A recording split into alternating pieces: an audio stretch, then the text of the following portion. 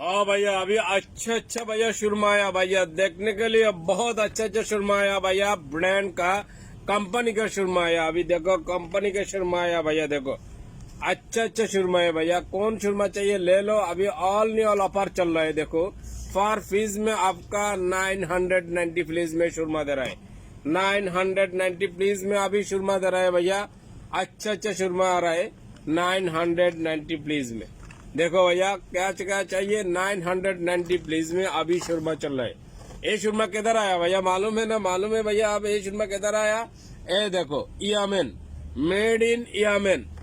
Saudi में बाजू में मेड इन यमन में सुरमा आ रहा है। देखो अभी गरीब राष्ट्र में, कंट्री में बहुत गरीब है, इसको यमन से आ रहा है। अभी एक फीस आपका चल रहा है 990 प्लीज में, यमन से आ रहा है। यमन का आपका सामान में काफी चाहिए तो आपका वन फीस 990 प्लीज में। और सस्ता में चाहिए तो मुश्किल नहीं है, ये आपका आ रहा है 490 प्लीज में। हाशमी 490 प्लीज में ये आ रहा है आपका। सस्ता है एकदम, कमती वाला है, सस्ता है, बहुत कमती वाला है। अभी ए 490 प्लीज और 990 प्लीज में दो सामान दो रेट में आ रहा है आपका। अलग अलग रेट हो जाता है। और दूसरा है वो और अलग है, और महंगा वाला है, 2 दिनार वाला है, वो आपका नहीं चाहिए। ये चाहिए तो ये ले लो, वो चाहिए तो ले लो, मुश्किल नहीं है। आपका 2 रेट। एक इधर का है मालूम है आपका, कराची, मेड इन कराची पाकिस्तान से आ रहा है भैया। ये कराची बना रहा है, पाकिस्तान से आ रहा है आपका। कोई भी मुश्किल नहीं है, मेड इन पाकिस्तान का। पाकिस्तान के ভালোবাসে এমন লোক আছে, আসেন भैया। এটা হলো 450 पैसा। मेरा एड्रेस आपको मालूम हो गया ना? अभी मेरा एड्रेस लुलू के सामने डीजे आर्ट अंडरग्राउंड मार्केट में, मेरा बाजू में सेब मार्ट। कोई भी टाइम में आओ। আমার দেশি ভাইদের উদ্দেশ্য বলতেছি ভাইয়া, এটা হলো করাচির পাকিস্তান, মেড ইন পাকিস্তান। আমরা পাকিস্তানের আমরা যুদ্ধ হয়েছে, আপনারা হয়তো জানেন, যারা লেখাপড়া করছেন তারা জানেন।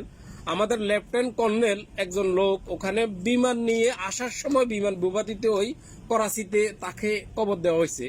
আমি অনেকগুলা কমেন্টে অনেক সময় অনেক বলতাম যে এই কবরটা তুলে আনার জন্য, কিন্তু কবরটা তারা কেউ তুলে আনতেছে না। ওখানে আমাদের একজন লেফটেন্যান্ট কর্নেল, আমি তার নামটা এখন আমার স্মরণে আসতেছে না, আমি এখানে করাচি লেগে মনে উঠছে, তার কবরটা যেন বাংলাদেশে, আমি মাননীয় প্রাইম মিনিস্টারের কাছে অনুরোধ জানাতেছি তার কবর যেন বাংলাদেশে ওখান থেকে নিয়ে আনা হয়, আনার ব্যবস্থা করে।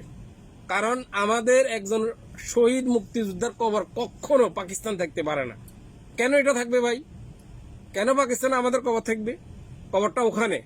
উনি অনেক বড় মাপের একটা কর্নেল ছিল, উনি বিমান নিয়ে যুদ্ধের সময় আসার সময় ওখানে ভূপাতিত উনি মারা গেছে। ওনাকে ওখানে করাচিতে কবর দেওয়া হয়েছে, তো ওনাকে এখান থেকে আনাটা একেবারে জরুরি, কিন্তু এটা কেউ বুঝতেছে না। ওকে ভাইয়া, আপনাদের যাদের দরকার তারা আসেন। এটা হলো আপনার 490 পয়সা, এটা হলো 990 পয়সা।